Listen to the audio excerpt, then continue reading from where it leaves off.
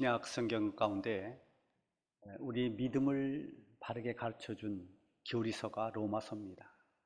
로마서에 보면 오직 우리가 구원받는 것은 믿음으로서만 가능하다. 믿음으로 말미암아 구원받는다. 믿음으로 말미암아 의롭게 된다라는 것을 강조한 것이 로마서입니다. 분명히 우리의 구원은 믿음에서 비롯된 것입니다. 믿음 없이 구원받을 수 있는 사람은 아무도 없습니다. 그래서 믿음으로 구원받았다라는 것이 로마서의 강조라면 야고보서는 믿음의 행위를 강조합니다. 그래서 행함을 강조하는 성경이 바로 야고보서입니다. 이 믿음과 행함, 이 두 가지는 서로 별개의 것이 아닙니다. 이것은 서로 연결되어 있습니다. 믿음이 만약에 하나의 지식이나 개념에 머물러 있다고 한다면 그것은 진정한 믿음이 아닙니다. 믿음이라고 하는 것은 반드시 그 믿음으로 말미암아서 나오는 행위, 실천, 이 행함이 따라야 됩니다. 그래서 야고보서는 행함이 없는 믿음은 죽은 믿음이다. 야고보서 2장 26절에 그렇게 말씀하고 있습니다. 그만큼 행함을 강조하고 있습니다. 야고보서에서 이렇게 행함을 강조하고 있는 것을 우리가 보게 되는데, 실제로 우리가 믿음을 가지고 있지만 믿음을 가지고 있는 우리 그리스도인들이 하나님의 영광을 나타내지 못하고 오히려 하나님의 영광을 가리거나 또 세상의 많은 사람들에게 비웃음과 손가락질을 당하는 경우는 믿음이 없어서가 아니라 믿음으로 말미암은 행위의 문제가 있기 때문입니다. 그래서 이 행함이라고 하는 것은 굉장히 중요합니다. 우리 그리스도인들이 행함은 교회 밖에서도 참으로 중요합니다. 그래서 사람들에게 믿는 사람들의 모습이 어떠한가?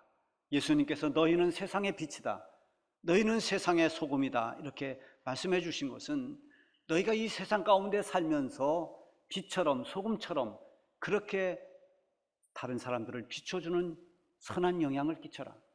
너희가 소금답게 그렇게 그리스도인으로서 삶을 살으라는 그런 말씀으로 이 말씀을 예수님이 해주셨습니다. 그런 의미에서 우리가 과거에 우리 교회가 많은 신뢰를 받았습니다. 그래서 어떤 자료에 보면 옛날에 동네 구멍가게에서 교회 다니는 사람이다 그러면 외상을 기꺼이 주었습니다. 적어도 교회를 다니면 믿을 만하다. 저 사람은 교회를 다니니까 신뢰할 만하다. 이렇게 인정을 받았어요. 그것은 교회를 다니지 않을 때 술 먹고 그 생활이 허랑방탕하다가 어떤 연유인지 교회를 다니기 시작하면서부터는 술을 끊었습니다. 행동이 달라집니다. 말하는 것이 달라집니다.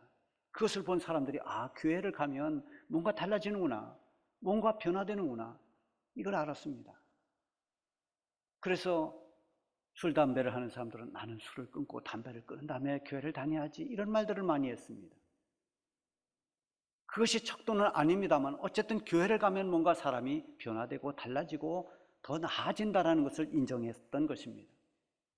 구멍가게에서 그저 외상을 마음 놓고 편히 줄 수 있을 정도로 성도들은 신뢰를 받았습니다. 그러나 지금은 전혀 그렇지 못합니다. 지금 그런 이야기는 마치 옛날 까마득한 옛날 이야기처럼 들려집니다. 오히려 교회 다니는 사람들을 비웃고 조롱하기도 합니다.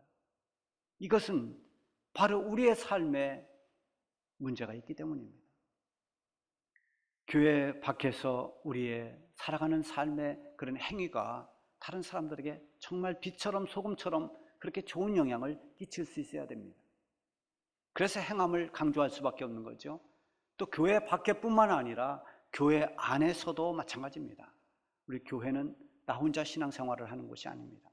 우리 모든 구원받은 하나님의 백성들이 모여서 함께 믿음의 공동체를 이룬 것이 교회입니다. 그래서 함께 어우러져서 같이 예배를 드리고 같이 주를 섬기고 봉사하고 또 교육을 하고 또 교제를 하고 전도를 하고 하는 이런 신앙 공동체, 함께 성도들끼리 함께 살아가야 됩니다. 그래서 서로 간에 여러 가지 이해관계가 또 여러 가지 관계가 형성됩니다. 여기에 있어서도 우리의 행함이 얼마나 중요한지 모릅니다. 오늘 본문을 시작하는 19절을 보면 내 사랑하는 형제들아 너희가 알지니 사람마다 듣기는 속히 하고 말하기는 더디하며 성내기도 더디하라. 여기 보면 속히 할 것과 더디할 것을 말씀하고 있죠. 이 말씀의 대상이 누군가 하면 신앙생활을 하고 있는 그리스도인들입니다. 내 사랑하는 형제들아, 책망이나 권고를 할 때도 사랑하기 때문에 하는 그런 책망이나 권고와 비판하려고 하고 미워서 하는 책망과 그리고 권고는 전혀 다릅니다. 벌써 받는 사람의 그 느끼는 감이 다릅니다. 성경에 보면 우리 주님께서 우리에게 책망을 하시고 이 권고하시는 말씀들이 때로는 정말 사랑하기 때문에 하시는 말씀이 많습니다. 라오디게아 교회를 보면 7교회 가운데서 주님께 책망받은 교회입니다. 그런데 이 라오디게아 교회를 책망할 때 주께서 뭐라고 말씀하셨는가 하면 내가 사랑하는 자를 책망하노니, 미워함으로 해서 책망하는 것이 아니라 정말 주님이 사랑하기 때문에 그들을 책망한다는 것입니다. 사랑하는 사람이 잘 되기를 바랍니다. 사랑하는 사람이 그리고 복받기를 바랍니다. 무슨 일이 맡겨지든 그 일을 잘 해내기를 바라는 것이 바람입니다. 지금 야고보 사도가 흩어져 고난 가운데 믿음으로 살고 있는 많은 12지파들, 그들에게 오늘 이 말씀을 주시는 것은 오늘 우리를 사랑하시는 주님께서 우리에게 주시는 권고의 말씀이라고 보아야 됩니다. 그 첫 번째가 뭐냐면 너희는 듣기를 속히 하라는 것입니다. 듣기는 속히 하라. 이 말은 듣는 일을 소홀히 하지 말라는 것입니다. 말을 들을 때 그 말을 들을 수 있는 마음의 준비를 하고 집중해서 말을 들으라는 것입니다. 듣는데 소홀한 사람들은 오해를 잘합니다. 집중해서 듣지 못했기 때문에 대충 듣고 엉뚱한 행동을 합니다. 말과 다른 반응을 보입니다. 왜냐하면 말을 진지하게 그렇게 속히 듣지 못했기 때문입니다. 많은 사람들이 대화를 하다 보면 자기의 말을 하고 싶어 합니다. 그래서 자기 하고 싶은 말, 하려고 하는 말에 집착하게 되면 상대방의 말을 듣지 못합니다. 말을 자꾸만 끊으면서 자기 말부터 하려고 그렇게 성급하게 굽니다. 그래서 우리는 듣는 훈련이 매우 필요합니다. 상대방이 무엇을 말하는지를 귀 기울여 들을 수 있는 이 훈련이 우리 모든 그리스도인들에게는 필요한 것입니다. 그 사람이 말하는 그 말을 잘 들을 뿐만 아니라 그 사람들이 그 말을 할 때 그 표정까지도 집중해서 보는, 이것이 진지하게 듣는 거죠. 하나님의 말씀도 마찬가지입니다. 과거에 이스라엘 백성들이 하나님의 말씀을 들을 때 그 말씀을 귀담아 듣지 않고 그냥 그것을 지나가는 말처럼 그렇게 들었을 때는 그들이 하나님 말씀을 지키지 못했습니다. 현실에서 고난이 닥쳐올 때 그 말씀을 기억하지 못합니다. 그래서 고난 앞에 불평합니다. 하나님을 멀리하고 우상숭배에 빠지기도 합니다. 이게 다 하나님 말씀을 진지하게 제대로 받지 못했을 때입니다. 그러나 그들이 정말 마음의 문을 활짝 열고 주님의 말씀에 아멘하며 진지하게 그 말씀을 받았을 때는 그들이 어떤 역경도 다 이겨내고 그 말씀으로 인해서 힘을 얻고 영적인 승리를 냈습니다. 이스라엘의 교육의 모태가 바로 쉐마라고 하는 것입니다. 신명기 6장 4절에 보면 이스라엘아 들으라, 쉐마 이스라엘, 이 쉐마라고 하는 것이 들으라 그 말입니다. 듣는 데서부터 시작됩니다. 잘 듣는 것입니다. 여러분, 하루에도 얼마나 많은 대화를 합니까? 여러분이 잘 듣는 지혜가 있기를 바랍니다. 우리의 모든 믿음도 말씀을 듣는 데부터 시작됩니다. 로마서 10장 17절에 보면 그러므로 믿음은 들음에서 나며 들음은 그리스도의 말씀으로 말미암느니라. 믿음이 어디에서부터 나기 시작하는가? 들음에서 난다고 그랬습니다. 말씀을 잘 듣고 복음을 잘 듣는 사람이 믿음을 가질 수 있습니다. 여러분, 듣는 일에 속히 하기를 바랍니다. 이어서 더디할 것을 말씀했습니다. 말하기와 성내는 것은 더디하라 그랬습니다. 여러분, 먼저 듣는 것과 달리 말하는 것은 더디하라고 그랬어요. 이 더디하라는 것은 천천히 하라는 얘기가 아닙니다. 더디하라는 말은 신중하게 하라는 말입니다. 성급하게 자기의 주장을 앞세우거나 자기가 하려는 말을 관철시키려고 하지 말고 진지하게 말을 생각하고 하라는 거죠. 그리스의 철학자인 제노, 유명한 철학자인데요, 이 사람이 한 말이 있습니다. 철학자가 했기 때문에 유명한 말이 됐지만 이건 유치원생도 할 수 있는 말인데, 사람은 귀가 둘이고 입이 하나다. 이거 모르는 사람이 누가 있겠습니까? 그런데 이 말을 한 의미가 무엇이냐? 그것은 우리가 잘 알듯이 귀는 두 개고 입은 하나다. 듣는 것은 잘 듣고 많이 듣고 말하는 것은 적게 하라. 이런 의미가 담겨 있습니다. 말을 더디하려고 하면 말을 쏟아내기 전에 생각을 해야 됩니다. 말을 많이 하다 보면 실수를 합니다. 그래서 때로는 말할 때 말을 멈추기도 하고 제동을 걸기도 하고 줄이기도 합니다. 잠언 10장 19절 말씀에 보면은 말이 많으면 허물을 면하기 어려우나 그 입술을 제어하는 자는 지혜가 있느니라. 잠언 17장 18절에 보면 미련한 자라도 잠잠하면 지혜로운 자로 여겨지고 그의 입술을 닫으면 슬기로운 자로 여겨지느니라. 우리가 가만히 있으면 중간은 간다, 그런 말을 가끔 해요. 입을 딱 닫고 있으면 저 사람이 어떤 생각을 하는지 잘 알지 못합니다. 그래서 함부로 무시하기가 어렵습니다. 말을 다 쏟아내면 다 노출됩니다. 그 많은 말 가운데 실수도 생겨납니다. 그래서 말을 많이 하는 것은 언제나 실수를 가져옵니다. 특히 남의 말을 하는 것은 조심해야 됩니다. 남의 말을 많이 하다 보면 대인관계가 깨질 수가 있습니다.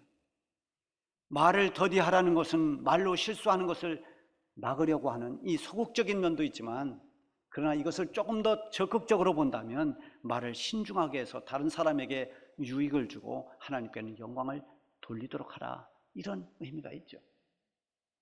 말하자면 선한 말을 하고 또 위로와 격려의 말들을 하고 도움이 되는 말들을 하고 믿음의 말들을 하는 것, 이런 말들을 하는 것이 말을 더디게 하는 것입니다. 신중하게 하는 것입니다.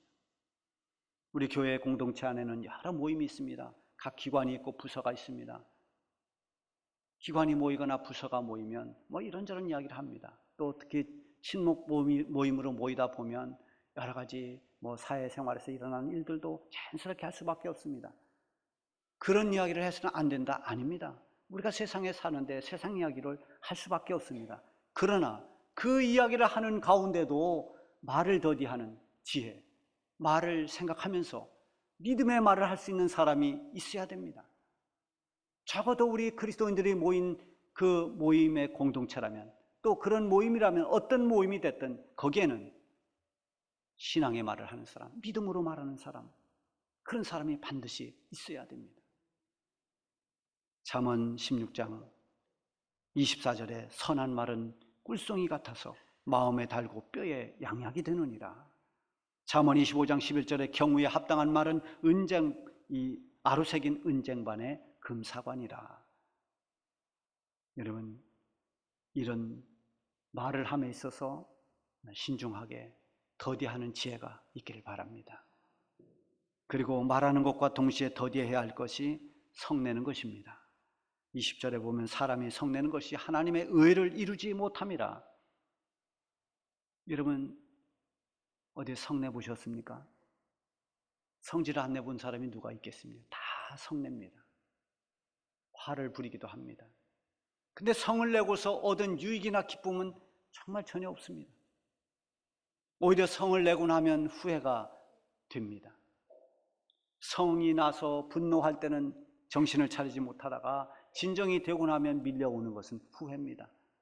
내가 왜 괜히 성질을 부렸구나, 내가 괜히 화를 냈구나. 성내는 것으로는 하나님의 의를 이루지 못한다고 했습니다. 성내는 것은 신앙적으로 언제나 마이너스입니다. 어느 신문 아티클에 분노에 관한 글이 적혀 있었는데요, 굉장히 강하게 썼어요.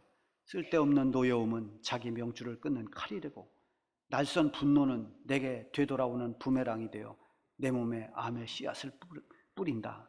굉장히 거칠게 표현했지만 분노와 노여움 같은 것은 전혀 백해무익하다는 것을 강조하려고 한 말이죠. 성을 내면 내 속에 평안이 깨집니다. 기쁨을 뺏어갑니다. 성내는 것을 좋아하는 것은 마귀밖에 없습니다. 그래서 마귀는 이 성내는 것을 부추깁니다. 또 이용합니다. 우리가 화날 때 자꾸만 더 화날 일을 부추겨 줍니다. 에베소서 4장 26절 27절에 보면 분을 내어도 죄를 짓지 말고 해가 지도록 분을 품지 말고 마귀에게 틈을 주지 말라, 이렇게 말씀하고 있어요. 우리가 성을 내지 않을 수는 없습니다.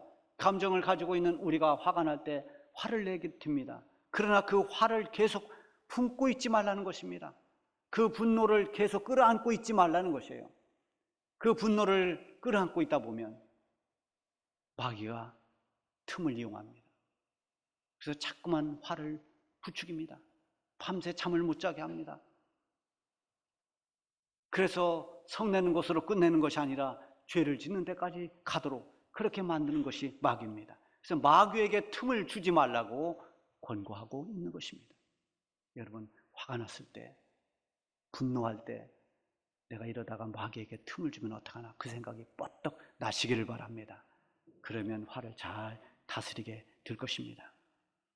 여러분, 이제 세 번째는 말씀을 온유함으로 받고 행하라는 것입니다.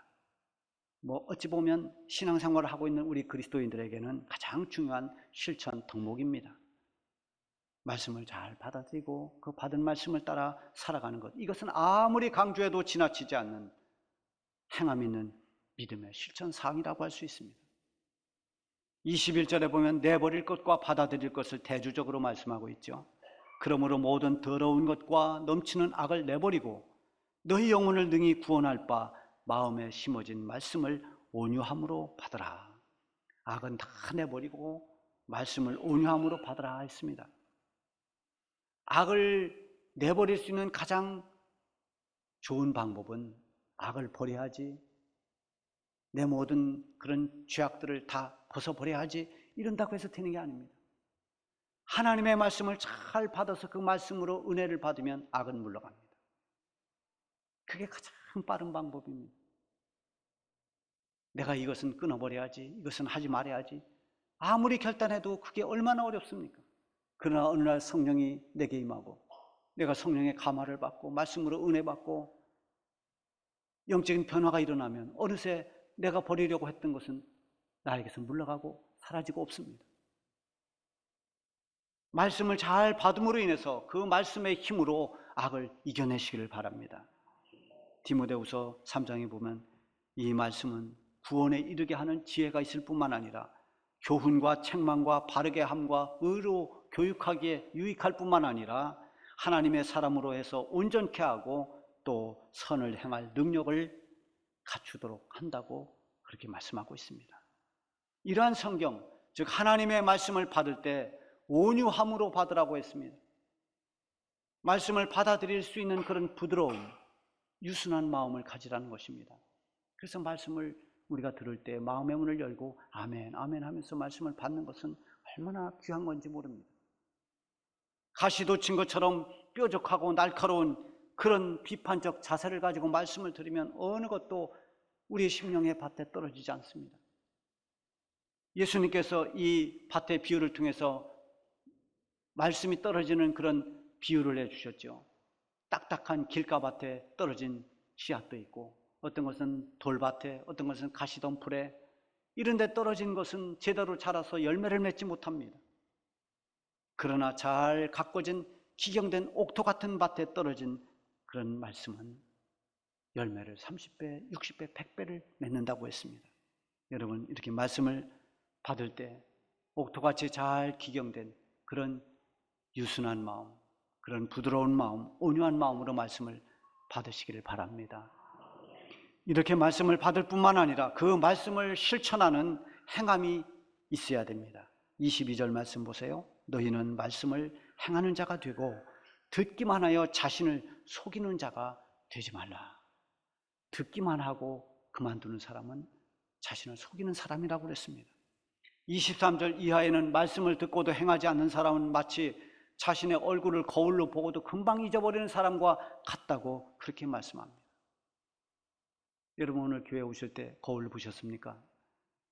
우리 교회에서 제일 많이 쓰는 거울은 여자 화장실일 겁니다. 그 여자 화장실에 들어가는 분들이 거울 보기 위해 들어가는 분도 많이 있을 거예요. 제가 뭐 여자가 아니라 잘 모르겠습니다만 제 추측에 그렇습니다. 가서 옷 매무새는 잘 됐는지, 또 뭐 얼굴에 화장은 잘 돼 있는지, 또 오다가 머리카락은 이렇게 헝클어지지는 않았는지 이렇게 한번 살펴보는 거, 그게 참 중요한 겁니다. 점검해 보는 겁니다. 제가 더울 때 여름에 한번 거울을 안 보고 그냥 이 가운을 걸치고 왔는데 넥타이를 안 차고 그냥 나왔습니다. 여러분 기억나는지 모르겠어요. 거울만 한번 쳐다봤어도 괜찮을 텐데 거울을 안 보고 그냥 더우니까 그냥 이거 걸치고 나왔는데 보니까 없어요. 거울을 본다는 건 자기를 점검하는 겁니다. 얼굴에 뭐가 묻었는지, 뭘 고칠 게 있는지. 우리가 말씀을 받고 이것을 내가 고쳐야 되겠구나, 내가 이렇게 살아야 되겠구나, 그렇게 움직여야 되는데 거울을 보고 금방 잊어버리는 겁니다. 얼굴에 뭐가 묻었는데 거울을 보고 그냥 돌아섭니다. 아무런 변화가 없습니다. 말씀을 듣기만 하면, 행하지 않으면 어떤 변화도 일어날 수 없습니다. 그것이 자꾸만 습관이 되고 반복되다 보면 신앙생활은 타성해졌고 영적으로는 굳을대로 굳어버린 몸과 같이 그렇게 경직될 수밖에 없습니다. 예수님께서 산상수훈의 보배 같은 말씀을 마태복음 5장, 6장, 7장에 쭉 이렇게 말씀하시면서 마지막 결론과 같은 말씀을 주셨는데 그게 바로 집 짓는 자의 비유입니다.